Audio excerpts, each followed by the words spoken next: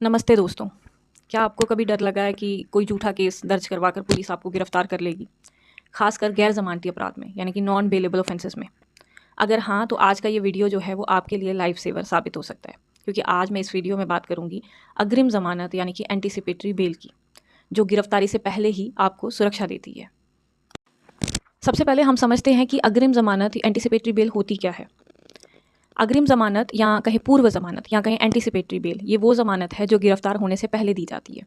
यानी अगर आपको लगता है कि कोई झूठा या फिर कोई serious case non bailable offence में आपको फंसाया जा रहा है, तो पुलिस आपको उस केस में जो है वो गिरफ्तार कर सकती है, तो आप कोर्ट से पहले ही ज़मानत मांग सकते हैं। अब बात करते हैं ये कब और कैसे मिलती है। अग्रिम ज़मानत के लिए अगर आपको रीज़नेबल कोई ग्राउंड लगे कि आपको कोई नॉन बेलेबल ऑफेंस में या गैर जमानती अपराध में गिरफ्तार किया जा सकता है, जैसे एग्जाम्पल के तौर पे बोलूँ तो धोखाधड़ी, मारपीट, SC/ST एक्ट या और भी कोई गंभीर लेकिन झूठा इल्जाम। ऑनेबल सुप्रीम कोर्ट ने ये कई बार कहा है कि ये डिस्क्रिशनरी पावर है कोर्ट, यानी कोर्ट के विवेक पर निर्भर करता है, और मुख्य फैक्ट्स जो कोर्ट देखता है ऐसे केसेस में वो गुरबख्श सिंह सिबिया केस और सुशीला अग्रवाल केस से जो ऑनेबल कोर्ट ने पॉइंट दिए हैं वो देखे जाते हैं कि क्या इल्ज़ाम झूठा है, क्या आपको जांच में सहयोग करेंगे, क्या आप भाग सकते हैं देश छोड़ के या सबूत मिटा सकते हैं, क्या आपको रिकॉर्ड जो पुराना रिकॉर्ड है वो क्लीन है, तो और आप बार बार अपराधी हैं, तो ऐसे केसेस में ज़मानत जो है एंटीसिपेटरी बेल वो मोस्टली नहीं मिलती है।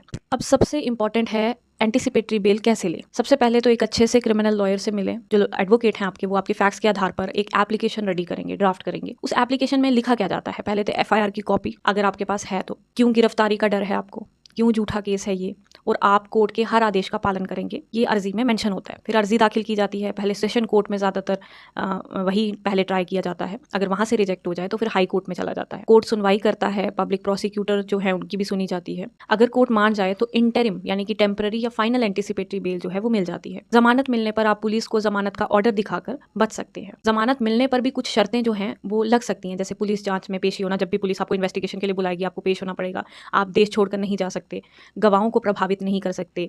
ये कुछ महत्वपूर्ण बातें हैं जो आपको ज़मानत की जो है इन ग्राउंड्स पे मिल सकती हैं। कुछ ज़रूरी टिप्स देना चाहूँगी, इसके लिए जल्दी अप्लाई करें। FIR दर्ज होने के तुरंत बाद जो है आप अप्लाई कर दें। अगर पहले सेशन कोर्ट में रिजेक्ट हो जाए बेल, तो आप हाई कोर्ट में जा सकते हैं। ये ज़मानत आमतौर पर ट्रायल खत्म होने तक चलती है, तो इसकी कोई समय सीमा नहीं है। सुशीला अग्रवाल जजमेंट जो 2020 की है, उसमें ये कहा गया है, कोर्ट ने कहा है कि इसकी कोई समय सीमा नहीं है। लेकिन कुछ ऐसे सीरियस केसेस होते हैं जिसमें कुछ एक्स्ट्रा शर्तें लगाई जा सकती हैं। ये कोई 100% गारंटी नहीं है, कोर्ट केस टू केस देखते हैं कि क्या जमानत मिलनी चाहिए या नहीं मिलनी चाहिए। तो दोस्तों, अग्रिम जमानत एंटीसिपेटरी बेल एक बहुत ताकतवर कानूनी हथियार है झूठे केस और गलत गिरफ्तारी से बचने के लिए। लेकिन याद रखें, वकील के बिना नहीं चलता, आपको एडवोकेट जो हैं वो हायर करने पड़ेंगे। अगर आपको या किसी जानने वाले को ऐसी स्थिति हो तो तुरंत अपने लॉयर से, एडवोकेट से संपर्क करें। वीडियो कैसी लगी कमेंट में बताएं। लाइक, शेयर और सब्सक्राइब और फॉलो ज़रूर करें। मिलते हैं अगली वीडियो में। Thank you so much.